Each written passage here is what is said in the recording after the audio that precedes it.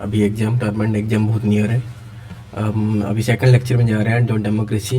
पहला चीज़ ना आपको याद रखना, इंट्रोडक्शन थोड़ा 2-3 रेडी करके रखना। डायरेक्टली आप क्वेश्चन में जाओगे, कोई भी डेमोक्रेसी के रिलेटेड कोई भी क्वेश्चन आएगा, आप शुरू करोगे कोई भी चीज़, जो चीज़ थोड़ा इंप्रेसिव है। जैसे मैं आपको 3-4 इंट्रोडक्शन आपको रेडीमेड दे रहा हूँ, ताकि आपको एग्जाम में जाओगे डायरेक्टली आपको ये लिख सकते हो।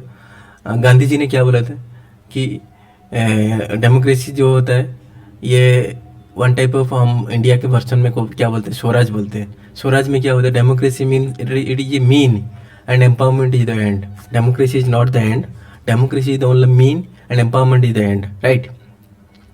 देन अब्राहम लिंकन ने बताया था, for the people, of the people, by the people. You can directly go and write same thing, and I do not need any explanation more. Then B R Ambedkar is already mentioned. B R Ambedkar बोले थे, democracy the top soil of the country, right. Winston Churchill ने क्या बोले थे, it is the best, it is not the first, it is the second best form only until we discover the best one. So democracy तीन चार बंदों का आपने हमेशा मेंशन करते रहना, जो भी आप इंट्रोडक्शन के टाइप पे कुछ लिखना। और अबाउट डेमोक्रेसी फीचर्स क्या होना चाहिए, नॉन कोएसिव होना चाहिए और एम्पावरमेंट करना चाहिए, empowerment of the people, right. It should give power to the powerless and voice to the voiceless. It objective क्या होना चाहिए, आप हमेशा जो भी ये चीज़ मैं मेंशन कर रहा हूँ आपकी, जैसे आप राइटिंग में भी लिखोगे ना, आप ऐसे थोड़ा सा डायग्राम तो नहीं होगा, लेकिन डायग्राम का नहीं, आपको उसको पैराग्राफ वाइज में लिखना। मैं आपके माइंड में भी दे रहा हूँ ताकि करेक्टली आप एग्जाम में लिख सकते हो। देन इसके सैमुअल पी हंटिंगटन ने, सबसे बड़ा इंपॉर्टेंट चीज़, सैमुअल पी हंटिंगटन डेमोक्रेसी के बारे में क्या बोले थे, 3 वेव दिए थे उन्होंने। 3 वेव क्या दिए थे, मैं यहाँ पर ट्राई कर रहा हूँ ट्राई करने के लिए। 3 वेव ऐसे आप एग्जाम में ट्राई कर सकते हो, first wave, second wave and third wave, right. First wave में क्या बोले थे उन्होंने, it is the something called कि जैसे 17th सेंचुरी के टाइम में पहले डेमोक्रेसी शुरू हुआ, तो उस टाइम उसके बारे में बता देते हैं। फिर जैसे रोलिंग बैक हो जाता है, डेमोक्रेसी कम हो जाता है। जैसे अपने उसमें टाइम क्या होता था, जैसे अपने जो फर्स्ट वर्ल्ड वॉर शुरू होता है, फर्स्ट वर्ल्ड वॉर के बाद में डेमोक्रेसी शुरू हो जाता है। फिर देन सेकंड वर्ल्ड वॉर के बीच में थोड़ा सा डेमोक्रेसी डेवलप होता है, फिर देन डाउन हो जाता है। देन सेकंड वर्ल्ड वॉर के बाद फिर डेवलप होता है। दिस इज कॉल्ड कि सैमुअल पी हंटिंगटन ने बताया था 3 वेव्स ऑफ डेमोक्रेसी। देन उन्होंने एक चीज़ बताए थे, अरब एक्सेप्शनलिज्म, कि अरब में हमेशा क्या होता है, किंग होता है। और ये नेशनल इंटरेस्ट, यूएसए इसको सपोर्ट करता रहता है कि किंग हर जगह डेमोक्रेसी बोलता है। ये हिपोक्रेसी है यूएसए का, जो बाहर सबको बोलता है कि डेमोक्रेसी चाहिए, लेकिन जब अपने इंटरेस्ट की बारी आता है तो उन्होंने अरब कंट्री के बारे में जो जहाँ पर किंग है तो वहाँ पर उसको सपोर्ट करता रहता है। उसके लिए बहुत सारी चीज़ें डेमोक्रेसी, जो हिपोक्रेसी यूएसए का दिखाता है। डेमोक्रेसी और डेवलपमेंट के बीच में आपको क्वेश्चन आ गया, डेमोक्रेसी और डेवलपमेंट के बीच में मैं आपको पूरा क्विकली शॉर्ट नोट दे रहा हूँ। डेमोक्रेसी डेवलपमेंट में क्या होता है, एक अमर्त्य सेन जी थे और ली क्विन हुई, उनका फोटो ये है, अमर्त्य सेन जी का और ली क्विन। ये सिंगापुर के पीएम थे, फर्स्ट पीएम, जिसको बोलते हैं founder of Singapore and father of Singapore बोलते हैं, ली क्विन यू। तो ली क्विन यू हमेशा इंडिया के मॉडल को क्रिटिक करते थे, बोलते थे कि इंडिया आज डेवलप नहीं हो पाए क्योंकि वहाँ पर डेमोक्रेसी में पॉपुलिज्म चलता है, जो लोगों को लुभाते हैं। लेकिन अगर चाइनीज मॉडल होता तो वो प्रेज करते हैं चाइनीज मॉडल को, क्योंकि अगर इंडिया में चाइनीज मॉडल होता तो इंडिया डेवलप कर जाता। और इसके बारे में हमेशा वो इंडिया को बोलते हैं। लेकिन इसके अगेंस्ट में अपने जो अमर्त्य सेन जी है, उनको अगेंस्ट में क्या बोलते हैं कि नहीं, इंडिया में हमेशा डेमोक्रेसी है, और डेमोक्रेसी एक कब से शुरू हुई, बुद्धिस्ट ट्रेडिशन से शुरू है, ठीक है। तो डेमोक्रेसी को हम अलग से नहीं दिखना चाहिए। डेमोक्रेसी को आपको बोल सकते हैं कि इंटरडिपेंडेंट। आप ऐसे नहीं बोल सकते कि डेमोक्रेसी नहीं है तो डेवलपमेंट है तो डेमोक्रेसी तो डेवलपमेंट नहीं आएगा। तो इसको क्या बोलते थे उन्होंने, not exclusive, it is rather independent, interdependent. ये दोनों को चाहिए, दोनों एक दूसरे को चाहिए। इसको आप एक्सक्लूसिवली नहीं दे सकते कि डेवलपमेंट अलग है और डेमोक्रेसी अलग है, राइट। उन्होंने और एक चीज़ बताया था, वैल्यू बताया था उन्होंने बोला था इंस्ट्रूमेंटल वैल्यू और एक इंट्रिंसिक वैल्यू। इंस्ट्रूमेंटल वैल्यू क्या आता है कि डेमोक्रेसी के थ्रू से एक मीन है कि हमें एम्पावरमेंट करना है, और ये एम्पावरमेंट करने के लिए उन्होंने एक बताया था, उन्होंने क्या बोलते हैं, कैपेसिटी बिल्डिंग। मैं ये वर्ड बता रहा हूँ, आप इसको टर्न नोट डाउन करने का। कैपेसिटी बिल्डिंग टर्म उन्होंने दिए थे, कॉइन किए थे कि आपको डेमोक्रेसी एक मीन है जो आपको एम्पावरमेंट करने के जरिए एम्पावरमेंट के लिए पहुंचना है। तो एम्पावरमेंट करने के लिए ये कैपेसिटी बिल्डिंग करना पड़ेगा, और कैपेसिटी बिल्डिंग को एक मीन के जरिए के थ्रू से हम पहुंच सकते हैं, राइट। देन एक इंट्रिंसिक वैल्यू होता है। इंट्रिंसिक वैल्यू क्या होता है?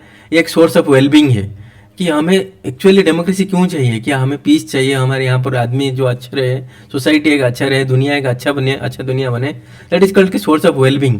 तो अमर्त्य सेन जी ने ये क्रिटिक किए थे कि इंडिया में बुद्धिस्ट ट्रेडिशन के टाइम में भी वहाँ पर इंडिया में था, और इसको हम सेपरेटली नहीं देख सकते कि ये हमारे पास ऑलरेडी है। और इसके डिबेट में गांधी जी का भी एक चीज उन्होंने मेंशन किए थे कि गांधी जी से बोले थे मीन टू एंड, तो उन्होंने सेम चीज़ को एक इंस्ट्रूमेंटल वैल्यू और इंट्रिंसिक वैल्यू, आप इसको याद रखना है। और जैसे डेवलपमेंट और डेमोक्रेसी के बीच में कहीं डिबेट आता है, तो ये अमर्त्य सेन और लीक हुआ उनका मेंशन करने का आपको डायरेक्टली बहुत अच्छा मार्क मिल सकता है। देन डेवलपमेंट एंड ग्लोबलाइजेशन के बीच में अगर कहीं डिबेट होता है कि डेमोक्रेसी आने के बाद डेवलपमेंट हमारा कंट्री का अपॉर्चुनिटी अच्छा हुआ या नहीं हुआ, तो कुछ लोग स्ट्रेंथन के बारे में उसको सपोर्ट करते हैं। स्ट्रेंथन के बारे में जैसे एक स्ट्रेंथन कौन अच्छा हुआ क्या बोलते हैं, और डेविड हेल्ड बोलते हैं। डेविड हेल्ड ये है, तो डेविड हेल्ड बोलते हैं कि ये कॉस्मोपॉलिटन मॉडल है जहाँ पर लोग एक दूसरे को हेल्प करने का, अलग अलग कल्चर जानने का कुछ मिलना, और ये चीज़ डेवलपमेंट हुआ। लेकिन एक तरफ से अपने प्रतापन मेहता जी है, वो बोलते हैं नहीं ये वीकेंड किया। ये एक प्लूटोक्रेसी मीन क्या होता है? रिच लोगों का रूल है, जो रिच लोग रूल करते हैं, इसलिए बोलते हैं उसको प्लूटोक्रेसी बोलते हैं। लेकिन इनके बीच में है ना कि हम पूरे डायरेक्टली बोल नहीं सकते कि स्ट्रेंथन हुआ और वीकनेस हुआ, तो इसके बीच में एक बीच वाला एक चीज बोलते हैं कि मिडिल वाला फॉर्म है, जो बोलते हैं कि भाई दोनों का विन विन सिचुएशन हुआ। इसको क्या बोलते हैं? Win win situation. मैं ये वर्ड मेंशन कर रहा हूँ, प्लीज इसको मेंशन करना। विन विन सिचुएशन होता है। तो स्टिग्लिच क्या बोलते हैं कि थोड़ा बहुत अगर जहाँ ही प्रॉब्लम है हमें उसको रिफॉर्म करने की जरूरत है, लेकिन इसको हम हटाना जरूरत नहीं है, हमें रिफॉर्म। जैसे WTO में कोई प्रॉब्लम है, यूनाइटेड नेशन में जैसे अपने सिक्योरिटी काउंसिल का जो वीटो पावर है उसको रिफॉर्म करने की जरूरत है, IMF में रिफॉर्म करने की जरूरत है, वर्ल्ड बैंक में रिफॉर्म करने की जरूरत है। जबकि प्रताप मेहता जी बोलते हैं कि जो भी इंस्टीट्यूशन हम जो भी नाम ले रहे हैं, ये सारे इंस्टीट्यूशन डेमोक्रेसी नहीं है, तो डेमोक्रेसी कैसे आएगा? अगर ये दोनों आपने जो बताया WTO, UN, IMF, जो भी हमारे वर्ल्ड गवर्नेंस है, वो सारे के सारे गवर्नेंस डेमोक्रेसी के थ्रू से नहीं जा रहा है, तो ये डेमोक्रेसी कैसे आंसर कर सकते हैं? तो इसके लिए डिबेट करते हैं। लेकिन इसके लिए हमें स्टिग्लिच क्या बोलते हैं कि ओके, जो भी कमियां हैं जो थर्ड वर्ल्ड कंट्री में जो अभी जिसके भी कंसर्न्स है, वो सारे कंसर्न को हम बैठ के क्या कर सकते हैं? रिफॉर्म ला सकते हैं। तो हमें ऐसे नहीं कि पूरा ग्लोबलाइजेशन को रोल बैक कर दें, तो रोल बैक करने से कुछ नहीं होगा। जो आगे आए हैं हम पीछे बहुत पीछे चले जाएंगे, तो हमें इसको थोड़ा सा रिफॉर्म करने की जरूरत है। देन आपको सिलेबस में और उन्होंने क्या बताया था कि जैसे ये सर्कुलेट होता है, जैसे एक नेता जाता है, दूसरा नेता आ जाता है, तो सेम हुए जैसे हमारे पास मतलब एक्चुअली लोगों के पास पावर नहीं जाता है, वो सारे के सारे एक के दूसरे के पास जाता रहता है, ठीक है। देन रॉबर्ट मिचेल बोलते हैं, वो भी इलिटिस्ट के बारे में बताते हैं कि आयरन लॉ ऑफ ओलिग्रेसी बोलते हैं। तो ये उन्होंने कॉन्सेप्ट क्या देते हैं कि ये ऐसी चीज़ है कि ना, तो ओनली एलिटिस्ट क्लास के पास होते हैं, जो लोगों के जो जनरल लोगों के पास नहीं जा पाते हैं। लोगों के जो असली लोग हैं, जो पावर बोलते हैं, पावर पीपुल के पास होना चाहिए, लेकिन ये पीपुल के पास नहीं जा पाता है। ये सारा चीज़ आयरन लॉ के अंदर रह जाता है। देन CW मिल्स भी बोलते हैं। CW मिल्स क्या बोलते हैं? ये पावर जैसे यूएसए में कुछ ही लोगों के पास ही पावर है, सबके पास पावर नहीं है। लोग लेकिन डेमोक्रेसी बोलते हैं, लेकिन ये पावर नहीं है। और एलिटिस्ट को भी और एक चीज़ में क्या बोलते हैं? इसको मार्केट मॉडल बोलते हैं, और इसको कैंटीन मॉडल बोलते हैं, और साला मॉडल भी बोल सकते हैं। जैसे कैंटीन में क्या होता है, जैसे आपने जनरल ध्यान दोगे, कैंटीन में कुछ ही लोगों को सस्ता में आइटम मिलता है, तो उसको बोलते हैं कैंटीन मॉडल। तो सेम चीज होता है। साला मॉडल में क्या होता है? निपोटिज्म होता है। जैसे बोलते हैं कि जैसे होता है कि अपने भाई भतीजा जो भी है सारा चीज इसको लगा देते हैं। मार्केट मॉडल वही होता है जो मतलब एलिटिस्ट में मतलब क्या होता है, जो अपने लोग हैं जो उसी को फेवर करते रहते हैं। इसमें कोई नहीं देखता है कि सबके जो गरीब है उसको ध्यान देना या करना, पावर लोगों के पास आता ही नहीं है, तो इसलिए बोलते हैं इसको साला मॉडल। इसको किसने दिया था? इसको क्या बोलते हैं? इसको सैम्पटन, इसको यह बोलते हैं, इसमें नाम लिखा मैंने, स्कैम्टर्स। तो उन्होंने मार्केट मॉडल दिए थे डायरेक्ट, ठीक है।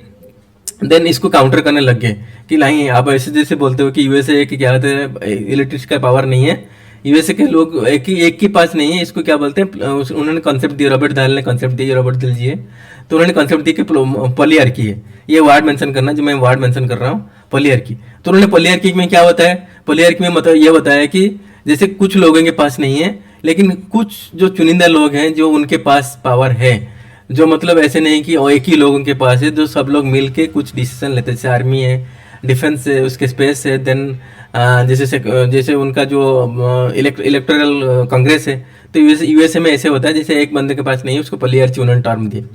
देन लेकिन इसके सबसे इन दोनों को सबको सबसे बेस्ट जो उन्होंने ये इनको सारे एनालाइज किए उन्होंने, क्या बोलते हैं उसको, उसको बोलते हैं मैंने इसको मेंशन किया, मैंने मैकफर्सन बोलते हैं, मैकफर्सन जी ये होते हैं मैकफर्सन जी।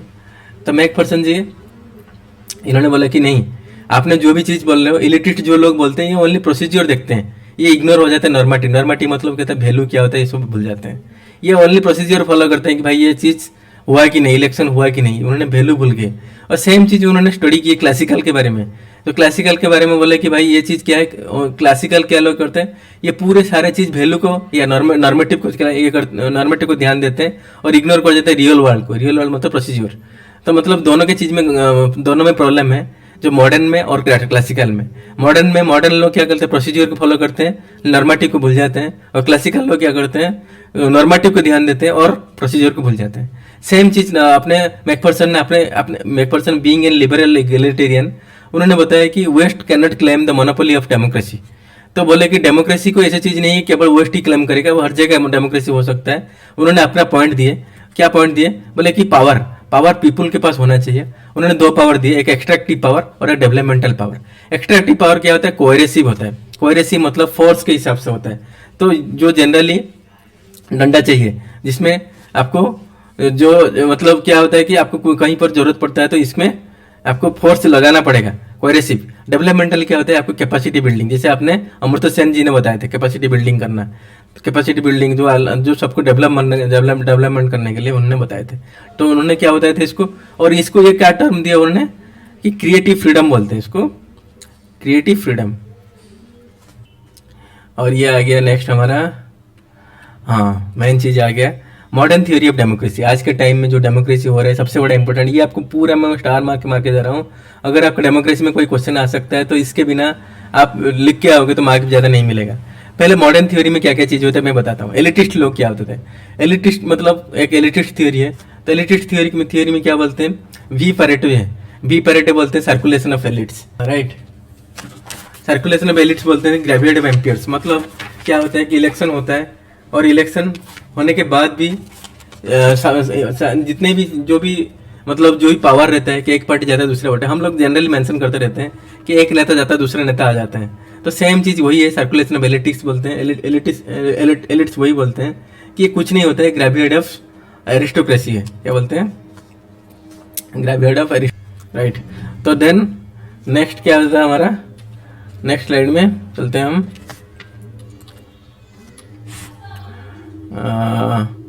और क्या प्रोसीजर सिलेबस में और हमारे पास ये ठीक है। अभी मॉडल, अभी बहुत सारे मॉडल्स हैं हमारे पास, डेमोक्रेसी में बहुत सारे मॉडल्स हैं। तो डेमोक्रेसी मॉडल में मैं एक चीज़ बताता हूँ, पार्टिसिपेटरी दो तीन मॉडल बताता हूँ।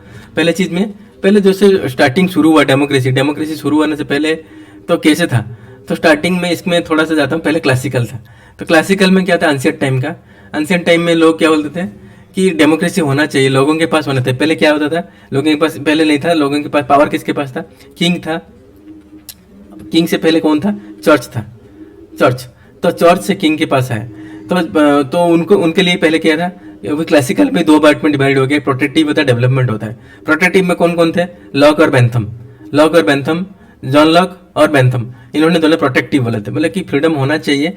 जॉन लॉक ने अपने दिए थे एक थ्योरी दिए थे जॉन लॉक का, तो उन्होंने दिए थे कि ट्रीटी ऑफ, ये जॉन लॉक का भी एक थ्योरी था। उन्होंने क्या बोलते हैं, इसमें डायरेक्टली आपके याद रखना, लॉक और बेंथम दोनों ने लिए थे protective theory. And developmental theory में कौन थे, JS mill and TH. Green. TH. Green क्या बोले थे, पॉजिटिव लिबरलेशन, पॉजिटिव लिबर्टी बोलते थे इसको, पॉजिटिव लिबर्टी के बारे में बताते थे टी.एच. Green, right. उसके बाद क्या हुआ, डेवलपमेंटल थ्योरी है। तो डेवलपमेंटल में कौन गए हैं, डेवलपमेंटल में जैसे डेवलपमेंटल के बारे में पहले तो चीज़ में क्या बोलते थे कि राजा से लेके हम लोग प्रजा के पास आ जाएंगे। तो ये चीज़ हो गया कि प्रोटेक्टिव थे डेवलपमेंटल। देन शुरू हुआ क्या, रिप्रेजेंटेटिव में क्या हो गया, रिप्रेजेंटेटिव में क्या होता है, इसमें भी दो टाइप के होता है, डेलीगेट होता है और एनलाइटेड होता है। डेलीगेट में सपोर्ट में कौन कौन है, जॉन लॉक और बेंथम, डेलीगेट करना है। और एनलाइटेड मतलब क्या होता है कि ओनली नॉट ओनली डेलीगेट, लोगों को एम्पावर भी करना, दैट इज कॉल्ड एनलाइटमेंट। जो मील और एडवर्ड एडवर्ड बुर्के में ये चीज़ बताए थे, राइट। देन क्या होता है, तो पार्टिसिपेटरी होता है।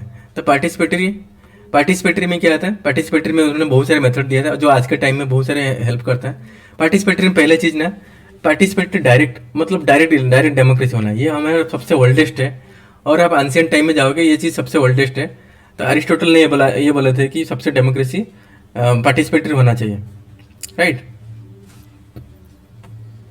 देन मेथड्स क्या क्या है, मेथड्स रेफरेंडम में क्या होता है, रेफरेंडम में लोगों को पूछा जाता है कि डायरेक्टली कि हमें करना चाहिए नहीं करना चाहिए।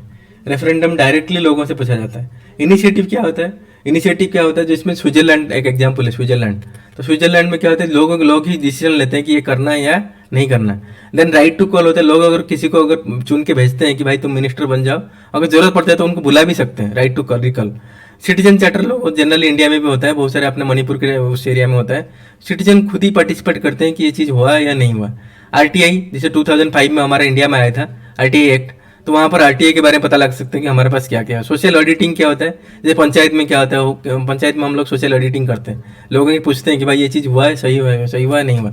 और इसको हमें इसको बहुत लोग मतलब जो स्कॉलर्स हैं जो काफ़ी सपोर्ट किए हैं। एक हना अरेंट है, हना अरेंट क्या बोलते हैं, जो पॉलिटिकन, हना अरेंट का एक फेमस था जो पॉलिटिकन, ये जो पॉलिटिकन कर बोलते थे हना अरेंट। देन हाबरमस, देन कार्ल फंडमैन, ये होता है हाबरमस। मैं थोड़ा फोटो आपके याद रखना ताकि ये नाम याद रहेगा, एक इमेजिनरी। देन डेलिबरेटिव में कौन है, डेलिबरेटिव में इसमें क्या बोलते हैं, नॉट चॉइस बट वॉइस, मतलब डेलिबरेट आपको करना ही है। डेमोक्रेसी ऐसे टाइम में हम आ गए तो हम आपको यहाँ पर निकल के जा नहीं सकते, हम डेलिबरेट करना ही पड़ेगा। और इसके लिए बहुत सारे लोग मतलब जो डेलिब्रेशन के सपोर्ट में डेलिबरेट करना ही चाहिए। तो इसके लिए मैं 2-3 लोगों के नाम बताता हूँ, जैसे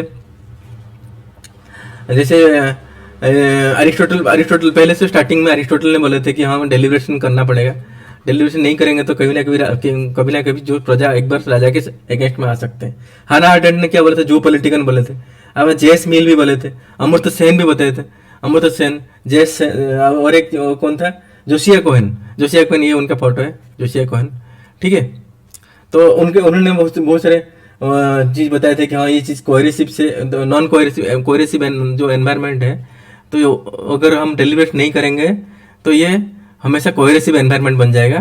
तो कोहेरेसिव एनवायरनमेंट बन जाएगा तो लोग कहीं ना कहीं राजा के अगेंस्ट में आ जाएंगे सारे, ठीक है। और अगर डेलिब्रेट हम करते हैं, सबसे बड़ा चीज़ जॉयस कोहेन का, मैं ये नाम लिख देता हूँ ताकि आपको थोड़ा याद रहेगा, JOSHUA Cohen, right. Joseph Cohen ये चीज़ बताए थे कि ये एक लेजिटिमेट है। अगर हम इलेक्शन करके लोगों को भेजते हैं, कल वो मिनिस्टर बनता है तो मानते हैं कि हाँ हमने भेजे थे उसको, ठीक है। एक लोगों का लेजिटिमेसी लाता है, लेजिटिमेसी, राइट। और इसके बाद में आपको कोई भी अगर जैसे आपको डेमोक्रेसी में कोई भी चीज़ आता है, आपको उनका नाम याद रखना और थोड़ी इसके बारे में। ये वाला बहुत मॉडल है, ये भी एक एग्जाम्पल है, ये भी बहुत इंपॉर्टेंट है, पूछ सकता है कि कौन से मॉडल है। एक पार्टिसिपेटरी मॉडल है, दूसरा रिप्रेजेंटेटिव मॉडल है, तीसरा डेलिबरेटिव मॉडल है और क्लासिकल मॉडल है। क्लासिकल मॉडल स्टार्टिंग होता है, देन ये आगे बढ़ता जाना, ठीक है। ये आपको पूरा इंपॉर्टेंट चीज़ें मैं आपको बताता हूँ शॉर्ट में, ज़्यादा टाइम वेस्ट नहीं करेंगे एग्जाम से पहले। चलो रखते हैं, बाय।